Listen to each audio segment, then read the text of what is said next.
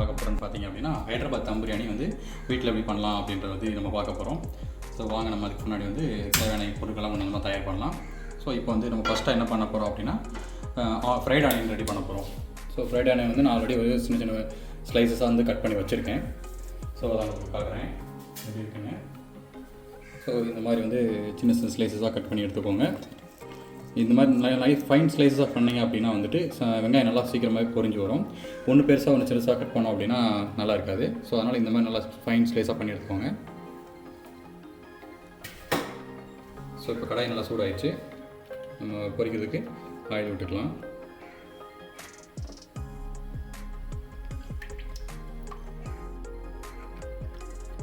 So கொஞ்சம் எண்ணெய் நல்லா சூடாகி வரட்டும்.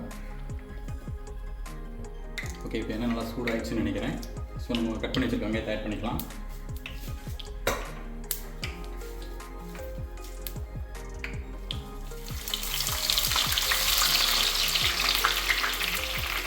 கொஞ்சம் கொஞ்சமாக ஸ்லோவாக போடுங்க, இல்லை அப்படின்னா ஆயில் நல்லா பிந்தி வெளியில் வந்துடும். ஸோ ஃபஸ்ட்டு எப்பயுமே போடும்போது கொஞ்சம் ஒரு கை போட்டுட்டு கொஞ்சம் அந்த எண்ணெய் சூடு ஆற வரைக்கும் கொஞ்சம் வெயிட் பண்ணிங்க அப்படின்னா அது பொங்கி வராது. ஸோ அதுக்கப்புறம் நம்ம ஆட் பண்ணும்போது எண்ணெய் பொங்கி வராமல் இருக்கும்.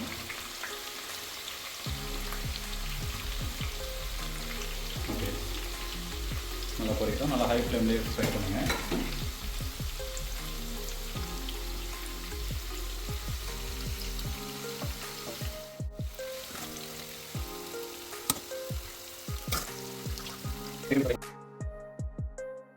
ஓகே, இப்போ நம்ம வந்து ஓரளவுக்கு ப்ரௌன்ஸ் கலர் ஸ்டேஜ் வந்துருச்சு. இன்னும் ஒரு கரெக்டாக 1 or 2 minutes வந்து இது ரெடி ஆகிடும்.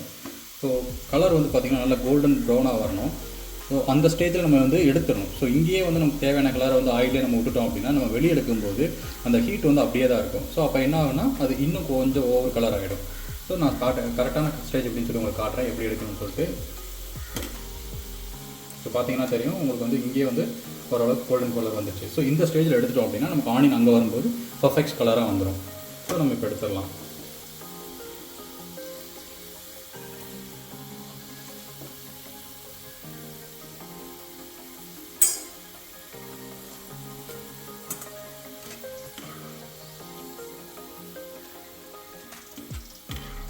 ஸோ இந்த ஸ்டேஜில் எடுத்துட்டோம்னா நமக்கு ஆனியன் வந்து ரொம்ப ப்ரௌனாக ரொம்ப நமக்கு எதிர்பார்த்த ஸ்ட்ரக்சரில் நமக்கு கரெக்டான கலரில் வந்து நமக்கு கிடைச்சிரும். ஸோ நான் இப்போ எடுக்கும்போது நீங்கள் பார்த்துருப்பீங்க என்ன கலர் இருந்துச்சுன்னு. ஸோ இங்கே போட்டதுக்கப்புறம் என்ன கலர் இருக்குன்னு பாருங்கள், பார்த்தீங்களா? ஸோ இங்கே வந்து நமக்கு எதிர்பார்த்த கலர் அந்த கோல்டன் ப்ரோ கலர் இங்கே வந்துடும். இன்னும் ஒரு செகண்ட் போச்சு அப்படின்னா பர்ஃபெக்ட் கலரில் வந்துடும் இது. ஸோ இப்படி இந்த ஸ்டேஜில் நம்ம எடுத்துட்டோம்னாலே நமக்கு எப்பயுமே ஆனியன் வந்து நமக்கு கருகவும் கருகாது. அதே மாதிரி நம்ம ஸ்லைஸ் பண்ணுறது கரெக்டாக தின்னாக ஸ்லைஸ் பண்ணால் மட்டும் தான் வந்து நமக்கு எல்லாமே ஈவனாக குக் ஆகி வலியும் இந்த மாதிரி. இப்போ நமக்கு தேவையான மசாலா என்னென்னு பார்த்துடலாம். பட்டை ஒரு இப்போ நான் வந்து என்கிட்ட சுருள் பட்டை கிடைக்கல. சுருள் பட்டை அப்படின்னா ஒரு 3 பட்டை இருந்தாலே போதும். ஸோ நார்மலாக பட்டை தான் கிடச்சிது. ஸோ இது வந்து ஒரு 1.5 பட்டை இருக்கும். 1.5 பட்டை இல்லை 2 பட்டை இருக்குன்னு வச்சுக்கோங்களேன். ஸோ அந்தளவுக்கு நம்ம ஒடிச்சு வச்சுருக்கேன். ஸோ ஏலக்காய் ஒரு 10 ஏலக்காய், ஒரு 10 கிராம்பு, ஒரு 3-4 அன்னாச்சிப்பூ, கொஞ்சமாக கல்பாசி, ஒரு டீஸ்பூன் அளவுக்கு ஜீரகம், ஒரு 1/4 டீஸ்பூன், ஒரு 1/2 டீஸ்பூன் அளவுக்கு பெருஞ்சீரகம், கொஞ்சமாக மிளகு, ஒரு உடைச்ச ஒரு 1/4 ஜாதிக்காய், ஒரு 2 பே லீஃப் எடுத்துக்கோங்க. அப்புறம் தனியா வந்து ஒரு டேபிள் ஸ்பூனில் 1 ஸ்பூன் அளவுக்கு எடுத்துக்கோங்க. ஸோ இவ்வளோ தான் வந்து ஹைதராபாத்துக்கு தம் பிரியாணிக்கு தேவையான மசாலாஸு. ஸோ இது மட்டும் இருந்தால் போதும். இதை நம்ம அரைச்சி பவுடர் எடுத்து வச்சுக்கலாம். ஸோ இப்போ நம்ம மசாலா வந்துட்டு அரைச்சி பவுடர் எடுத்து வச்சுக்கலாம்.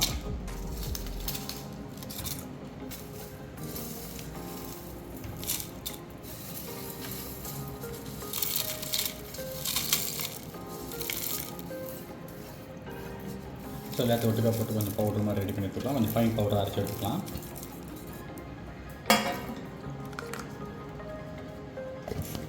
அரைச்சி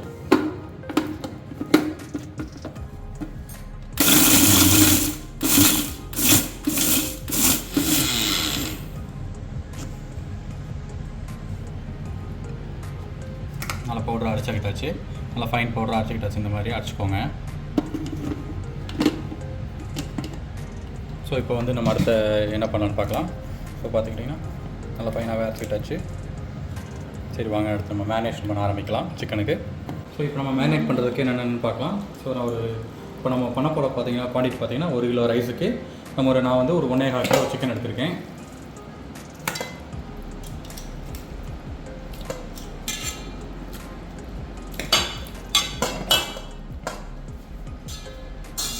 ஸோ நான் ஒரு கிலோவுக்கு வந்து பார்த்திங்கன்னா ஒரு கிலோ ரைஸ்க்கு வந்து பார்த்திங்கன்னா ஒரு 1.5 கிலோ சிக்கன் எடுத்திருக்கேன். ஸோ நமக்கு தேவையான பொருள்லாம் பார்த்துடலாம். இப்போது ஃபஸ்ட்டு என்ன ஆட் பண்ண போகிறோம்னு பார்த்திங்கன்னா நம்ம ஃப்ரைட் ஆனியன்.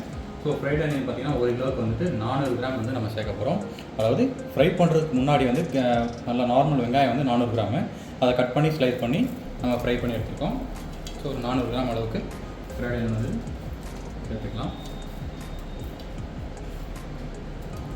ஸோ அதுக்கப்புறம் புதினா, அப்புறம் கொஞ்சம் மல்லித்தலை, இஞ்சி பூண்டு பேஸ்ட்டு. இஞ்சி பூண்டு பேஸ்ட் பார்த்தீங்கன்னா வந்து ஒரு கிலோவுக்கு பார்த்தீங்க அப்படின்னா நான் வந்து ஒரு 150 கிராம் வந்து இஞ்சி பூண்டு பேஸ்ட் சேர்த்துருக்கேன். ஸோ ரெண்டும் சேர்த்து பூண்டு வெள்ளைப்பூடு, அதாவது இஞ்சி பூண்டு பேஸ்ட்டு ஸோ ஈக்குவல் குவான்டிட்டியாக இப்போ நீங்கள் ஒரு 75 இந்த மாதிரி கூட எடுத்துகிட்டு நீங்கள் வந்து இஞ்சி பூண்டு பேஸ்ட் அரைச்சி எடுத்துக்கலாம்.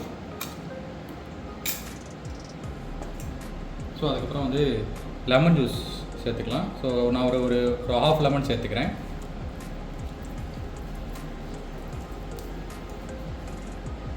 அப்புறமா வந்துட்டு ஒரு தயிர் சேர்க்கணும். தயிர் பார்த்தீங்கன்னா ஒரு 150 ml ஒரு 150 ml தயிர் சேர்த்தா போதும்.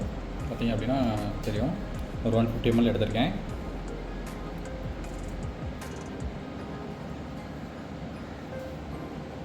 காரத்துக்காக ஒரு 3 சில்லி சேர்த்துக்கலாம்.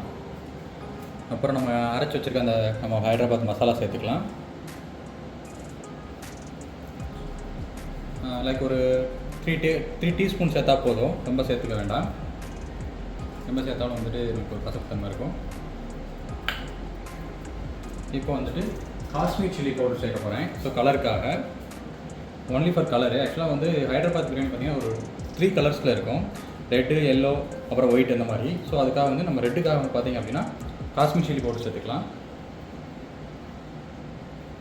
நம்ம எல்லோவுக்கு வந்துட்டு சாஃப்ரான் வந்து நம்ம வந்து ஹாட் வாட்டரில் வச்சு போட்டோம் அப்படின்னா வந்து நல்லாயிருக்கும். ஸோ நான் சாஃப்ரான் யூஸ் பண்ணல, இன்றைக்கி வந்து நான் ஃபுட் கலர் தான் யூஸ் பண்ண போகிறேன்.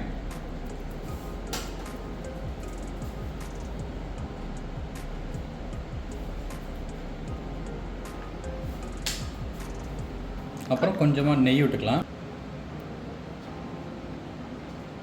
நீங்கள் ஆயில் விடுறதா கூட விட்டுக்கலாம், நான் கொஞ்சம் நெய் சேர்த்துருக்கேன். ஸோ நம்ம இப்போ இதை நல்லா பிசைஞ்சு மேரினேட் பண்ணி வச்சுக்கலாம்.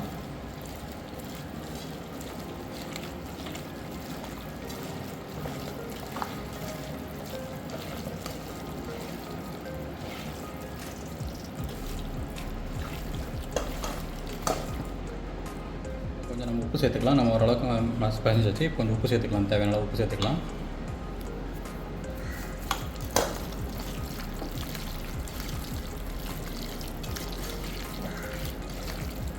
ஸோ இப்போ வந்து நம்ம இந்த சிக்கனுக்கு தேவையான மசாலா மட்டும் போட்டிருக்கோம். அரிசிக்கு வந்து நம்ம வந்து தண்ணியிலே வந்து கொஞ்சம் உப்பு சேர்த்துக்கலாம், அரை சால்ட்டு சேர்த்துக்கலாம். ஸோ அரை சால்ட்டு தான் சேர்க்கணும், இதையும் அரை சால்ட்டு அதுலேயும் அரை சால்ட்டு மாதிரி சேர்த்தோம் அப்படின்னா 2 ஈக்குவல் ஆகிடும்.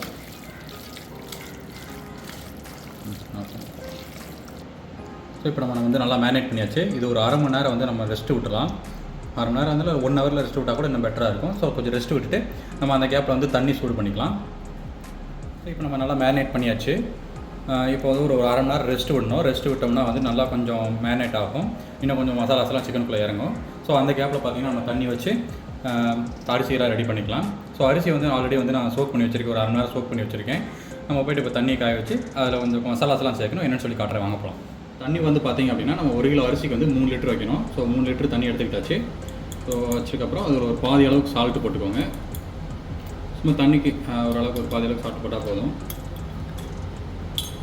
போட்டு அது கூடவே இப்போ நம்ம இன்னும் வந்து கொஞ்சம் நல்லா அரிசியில் நல்லா ஃப்ளேவர் இறங்கணுன்றதுக்காக கொஞ்சம் ஹோல் கரம் மசாலாஸ் வந்து சேர்த்துக்கலாம்.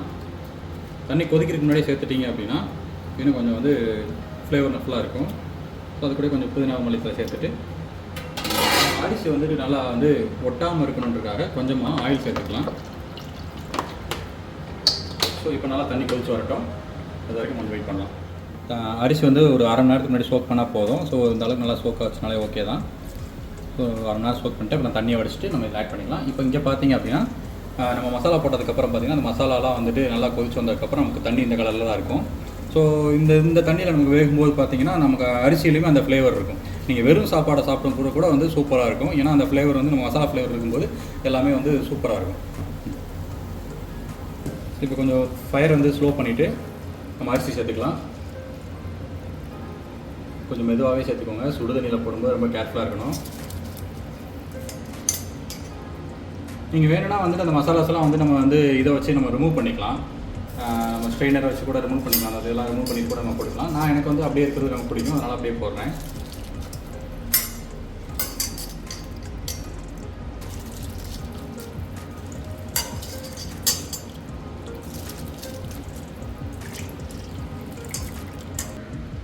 ஒரே நிமிஷம் போடு.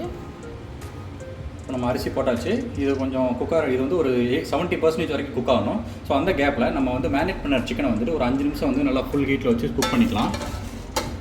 ஸோ அதுக்கு ஒரு நல்லா இப்போ எந்த பாத்திரத்தில் பிரியாணி பண்ண போகிறோம் அந்த பாத்திரத்திலே குக் பண்ணிக்கலாம். ஸோ நான் கொஞ்சம் பெரிய பாத்திரமாக எடுத்திருக்கேன், பார்த்துக்கோங்க.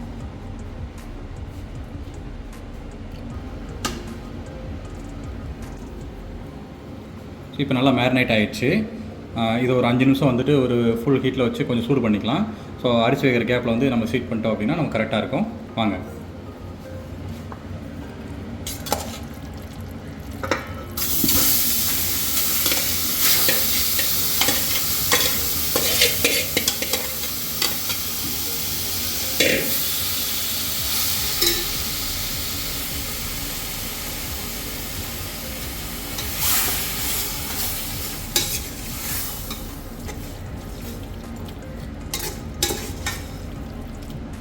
ஒரு 5 நிமிஷம் வந்து ஒரு ஹீட் பண்ணும்போது பார்த்திங்க அப்படின்னா இது கொஞ்சம் ஒரு ஒரு 30% வரைக்கும் வந்து நல்லா குக் ஆகிடும்.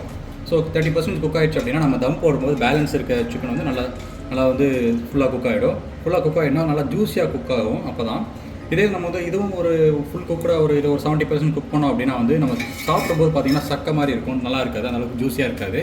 ஸோ அதனால் வந்து ஒரு 30% அளவுக்கு குக் ஆனால் போதும். அதுக்காக தான் வந்து நம்ம அரிசியை போட்டு சைடில் ஒரு ஓரளவுக்கு குக் ஆகிட்டு இருக்க ஸ்டேஜில் வந்து நம்ம அந்த சிக்கனை போட்டு ஃபுல் ஹீட்டில் வச்சு நம்ம குக் பண்ண போகிறோம்.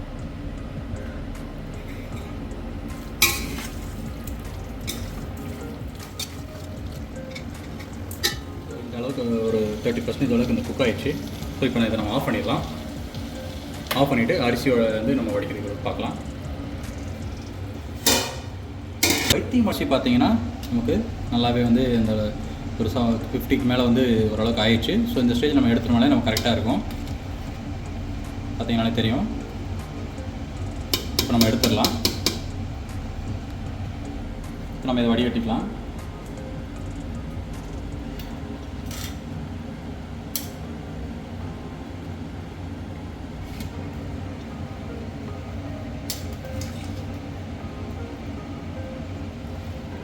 உங்களுக்கே பார்த்தாலே தெரியும் நல்லா வேறையாக வந்து அழகாக இருக்குது. இந்த ஸ்டேஜில் எடுத்துட்டோம்னா தான் நமக்கு வந்து தம் போட்டு எடுக்கும்போது இன்னும் உதிரியாக சூப்பராக நமக்கு கிடைக்கும். ஸோ நான் ஆயில் விட்டதுக்கு காரணம் என்ன சொன்னேன் இப்போ தெரிஞ்சுக்கணும்னு நினைக்கிறேன். பார்த்திங்க அப்படின்னா எதுவுமே ஒன்றோட ஒன்று ஒட்டாமல் அழகாக வருது.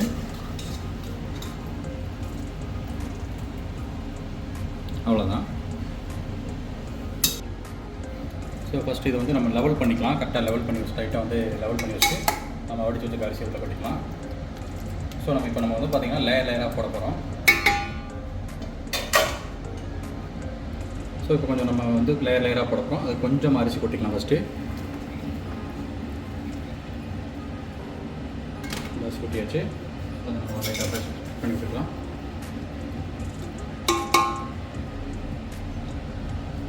சரி, இந்த மாதிரி ஸ்ப்ரெட் பண்ணி விட்டு கொஞ்சம் புதினா மரத்தில் இடையில போட்டுக்கலாம். அப்புறம் கொஞ்சம் ஃப்ரைட் ஆனியன் போட்டுக்கலாம். இந்த மாதிரி போடும்போது இன்னும் கொஞ்சம் வந்து நல்லாயிருக்கும். அப்புறமா நம்மகிட்ட இருக்க ஃப்ளேவருக்காக வந்து நம்மகிட்ட இருக்கிற அரைச்சி வச்சிருக்க ஹைதராபாத் பிரியாணி மசாலாவை லைட்டாக மேலே தூவி விட்டுக்கலாம். ஜஸ்ட் ஃப்ளேவருக்காக. ஸோ இப்போ நம்ம அடுத்த லேயர் போட்டுக்கலாம்.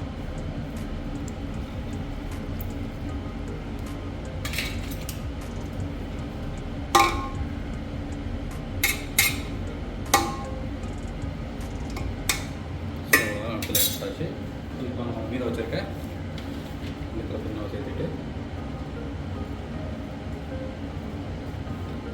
ஸோ ஃபுட் கலருக்காக வந்துட்டு நம்ம அந்த எல்லோ கலருக்கு வந்து ஃபுட் கலர் சேர்த்துக்கிறேன். எல்லோ கலருக்கு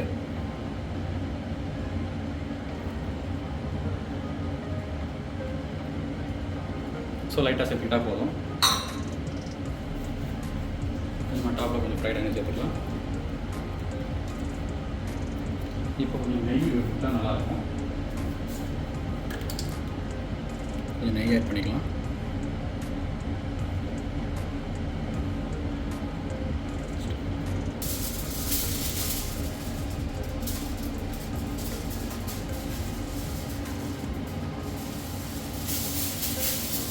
சில்லர் ஆயில் கொடுக்கலாம்.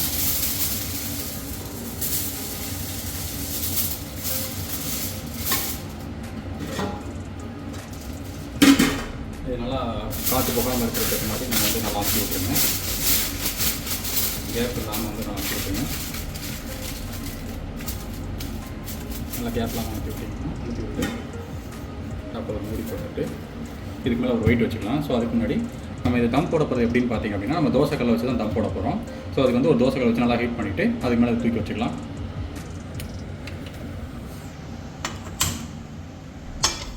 நல்லா சூடாகட்டும். சூடானதுக்கப்புறம் நம்ம வந்து ஸ்லோ ஃப்ளேமில் வச்சு ஒரு 15 மினிட்ஸ் வந்து போட போகிறோம். ஒரு மீடியம் ஃப்ளேமில் வச்சு ஒரு 15-20 மினிட்ஸ் வந்து நம்ம தம் போட்டோம் அப்படின்னா பேலன்ஸ் இருக்க அந்த ரைஸும் சிக்கனும் வந்து பார்த்திங்கன்னா ஃபுல்லாக குக் ஆகிடும்.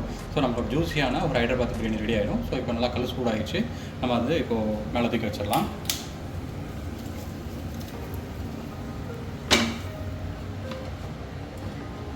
ஸோ இதுக்கு மேலே வெயிட் வைக்கணும். அதுதான் வந்து வச்சுக்கலாம். ஸோ இது வந்து இன்னும் வந்து ஏர் ரிலீஸ் ஆகாமல் இருக்குது, சைடில் கேப்பில் வந்து ரிலீஸ் ஆகாமல் இருக்கிறதுக்கு மேலே ஒரு நல்லா வெயிட் வச்சுக்கலாம். ஸோ இந்த மாதிரி வெயிட் வச்சுக்கலாம் அப்படி விட்டுருங்க. ஸோ இப்போ வந்து ஃப்ளேமை வந்து நம்ம மீடியம் ஃப்ளேமில் வச்சு இது வந்து ஸ்லோ ஃப்ளேமில் கூட வச்சு நம்ம வந்து ஒரு 20 மினிட்ஸ் குக் பண்ணோம் அப்படின்னா நமக்கு வந்து சூப்பரான ஹைதராபாத் பிரியாணி ரெடி ஆகிடும். ஸோ ஒரு 20 மினிட்ஸ் வெயிட் பண்ணலாம்.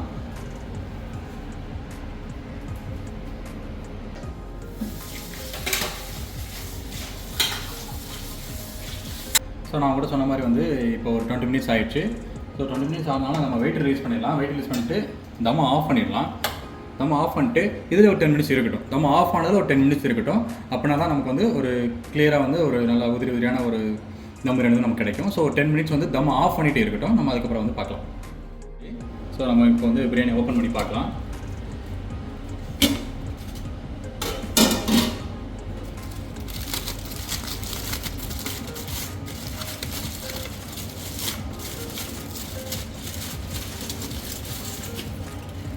பாருங்கள் எவ்வளோ சூப்பராக வந்திருக்கு அப்படின்னு. ரைஸ் எல்லாம் பாருங்கள் எவ்வளோ சூப்பராக அழகாக இருக்குன்னு. ஸோ நம்ம இப்போ வந்து பிரித்து பார்க்கலாம் எப்படி இருக்குன்னு.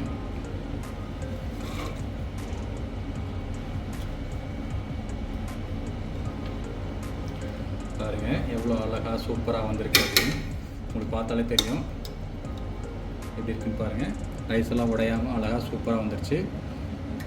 ஸோ பீஸை உங்களுக்கு செக் பண்ணி காமிக்கிறேன். பீஸ் எந்த அளவுக்கு குக் ஆகிருக்கு அப்படின்னு. பீஸ்னு பார்த்தீங்கன்னா பாருங்கள் எவ்வளோ பூவாக உடையுதுன்னு, ஜூஸியாகவும் இருக்குது.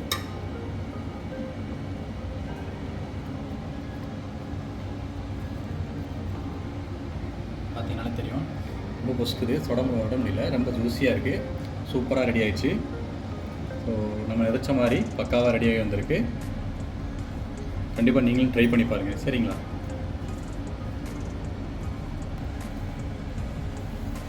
ஸோ சூப்பராக ரெடி ஆகிடுச்சு.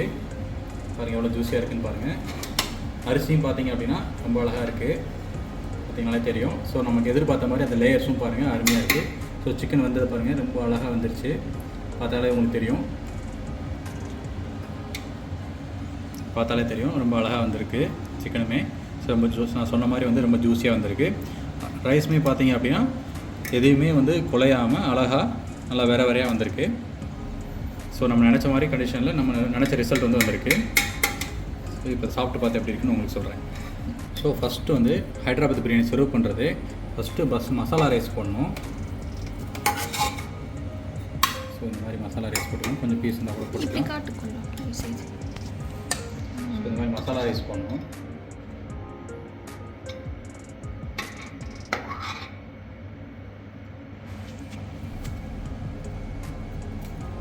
ஸோ இந்த மாதிரி மசாலா ரைஸ் போட்டுட்டு அதுக்கப்புறம் நம்ம ஒரு பீஸ் வச்சுக்கலாம். ஒரு பீஸ் வச்சு அதுக்கு மேலே ஒயிட் ரைஸ் போடணும். இந்த மாதிரி ஒயிட் ரைஸ் போட்டுட்டு ஒரு சைடில் ஒரு சிக்கன் வச்சுட்டு நம்ம எக்கு பண்ணோம் அப்படின்னா எக் பண்ணிவிட்டு இதில் சைடில் வச்சுட்டு ஸோ இந்த மாதிரி சைடில் வச்சுட்டு ப்ளஸ் ஒரு லெமனு, கொஞ்சம் ஃப்ரைட் ஆனியன் போட்டு கொஞ்சம் கொத்தமல்லி போட்டு சர்வ் பண்ணோம் அப்படின்னா அப்படி இருக்கும். கண்டிப்பாக நீங்களும் ட்ரை பண்ணி பாருங்கள் எப்படி இருக்குன்னு. இந்த ஹைதராபாத் பிரியாணியோட ரெசிபி பார்த்தீங்க அப்படின்னா நான் டிஸ்கிரிப்ஷனில் வந்துட்டு கொடுத்துருக்கேன். நீங்கள் போய் செக் பண்ணி பாருங்கள். செக் பண்ணி பார்த்துட்டு எப்படி இருக்குன்னு சொல்லி ட்ரை பண்ணுங்கள். கண்டிப்பாக ட்ரை பண்ணுங்கள். ரொம்பவே சூப்பராக இருக்கும். இந்த வீடியோ உங்களுக்கு பிடிச்சிருந்துச்சுன்னா லைக் பண்ணுங்கள், ஷேர் பண்ணுங்கள் அண்ட் சப்ஸ்கிரைப் பண்ணுங்கள் காய்ஸ்.